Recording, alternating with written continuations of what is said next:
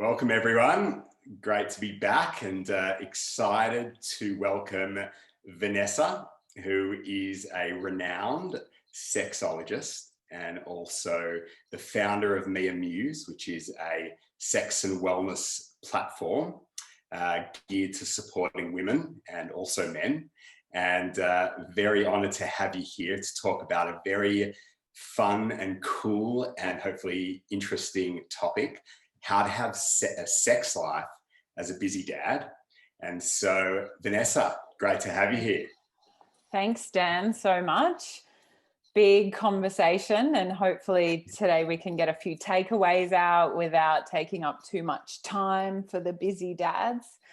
But yeah, that's right. I am a sexologist. I've been working specifically in sexology for about 6-7 years since I did that post-grad training, but I've had Mia Muse, the sex and wellness platform, for 11 years now, working out of Melbourne and then connecting into the rest of Australia.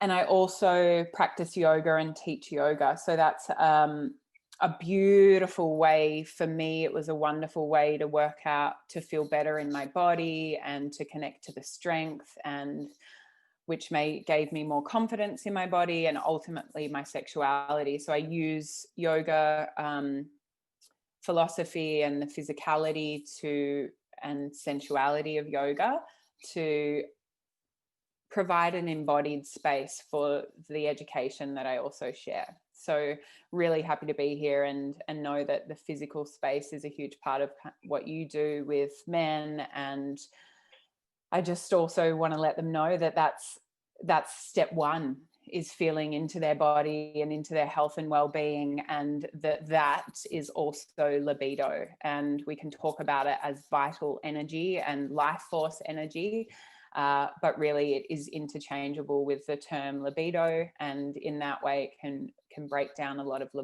taboos around, because sex has so much stigma and shame associated with it. And a lot of my job is just kind of talking to people and letting them know that a lot of what they experience is really common, and there are really easy ways to be a better lover and partner. And let's just dive right into that. I love it. I mean, the topic is really powerful because I think a lot of people can connect with it. We're all busy. And of course, when you're a parent, that kind of ramps things up a notch. And so really how to maintain a vibrant sex life, a romantic life, intimacy in your relationship. So Vanessa's going to explore some really practical ways to bring about a really energetic sex life if it feels like it's quite dormant or there's no time. And these are going to be things that can be implemented today. So it's exciting to learn from learn from you. So, get us underway. Help us navigate the sex life of a busy dad. For sure.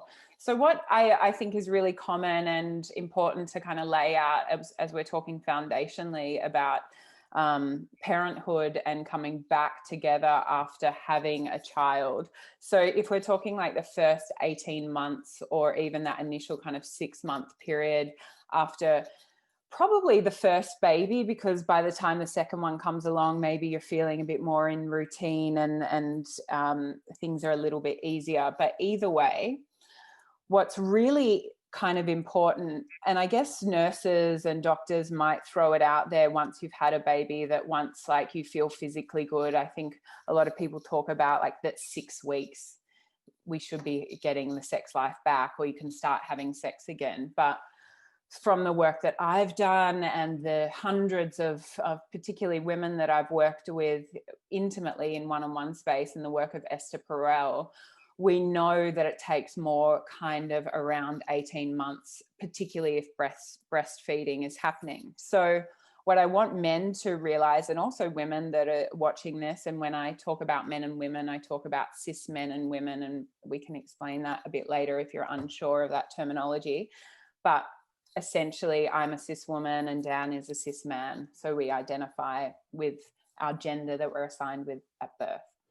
So women coming out of even giving birth, which is a huge archetypal change, and even the change into parenthood for all genders is quite a transition, and we need to honor it as such. Is that we're finding our feet to start this family. Once the baby is born, that then we're working out the basic needs of keeping this child alive, and that is a-okay as your number one priority.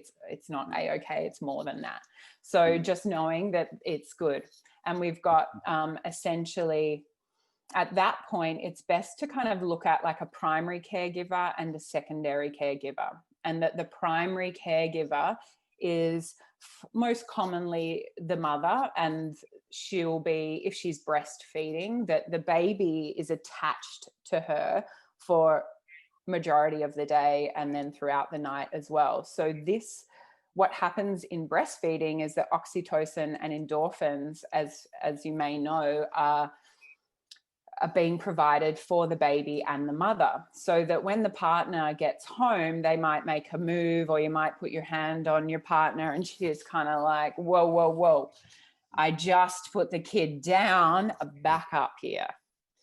And so what we've got is potentially, you know, maybe mismatched libido, but there are also there's also studies that I've heard of that the levels of testosterone for men in that time after the birth are also a little bit lower, so that sex drive isn't so mismatched, so that they're also being around the baby will hormonally and chemically also affect the dad.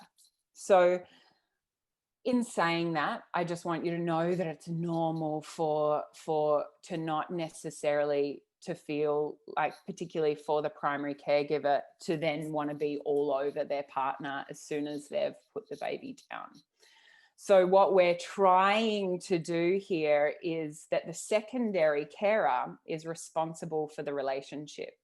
So the primary carer responsible for the child and their immediate needs, and that therefore the partner, and we'll talk stereotypically here, that men then are like, it's best if you look after the relationship.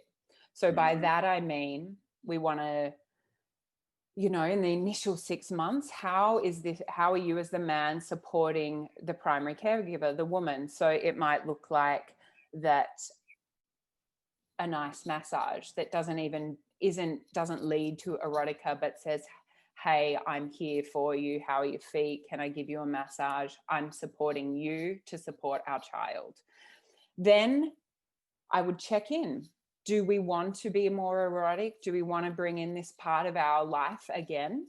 Hey, do you meet me there? This would be asking for permission and consent. And perhaps you're both like, yes, it will be wonderful to have adult time again, to drop into my sensuality.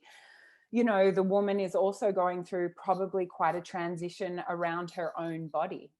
So her own body around it being hers again, and only hers. So that's something that I often work with women coming out of that initial kind of first 2 years, is coming back to their body as their own. So anything that a partner can do to support that, and to even just acknowledge the new beauty that is gained through the birthing of the child, and how you may find her attractive as the mother, and how you see her in new light. All of these things will be ways to support her and her as a mother, but also her as an erotic woman moving forward. So if your focus is on this, so like on supporting her, and then also supporting your own life, which is wonderfully where the work that you do, Dan, comes in. And that, yeah, how do I feel in my body as the man, as the partner here? How's my work-life balance? Is my work energizing me, or is it depleting me? All of these things will contribute to libido. And this is such a beautiful time, while maybe the sex life has less pressure on it, or you've agreed that it is okay to just be a bit quieter than normal or previously. That then in this, okay, I'm going to support her, but I'm also going to work on my individual well-being, would be an amazing place to start kind of prioritizing this. The primary, I guess, maybe I'll talk about other ways that the secondary partner might support the primary partner further down the track. So if we're looking at like 2 years after a baby or something, and you've both agreed that you want to have a more vibrant sex life, and it might be 8 months after the kid, it might be 2 months, it's all variable and subjective depending on your relationship and how you both feel as individual people. And it's all okay. That's what I want to reiterate, is that everyone is unique. Even in like well-being spaces, what we need and what we need to work through is so unique, and it's the same in sexuality. And that maybe some of the blocks you have in your day-to-day around exercising, around eating, around time management are also things that show up in your sex life. So our lives are a beautiful way to kind of look more safely at what might be showing up in the sex life. And that's like the work that I love to do. And that's why I'm excited to be here with you, Dan, is because the work you are doing is about libido, is about feeling really good in who you are. And when you feel that way, you can be a great lover regardless of kind of the techniques that we'll keep for another lecture.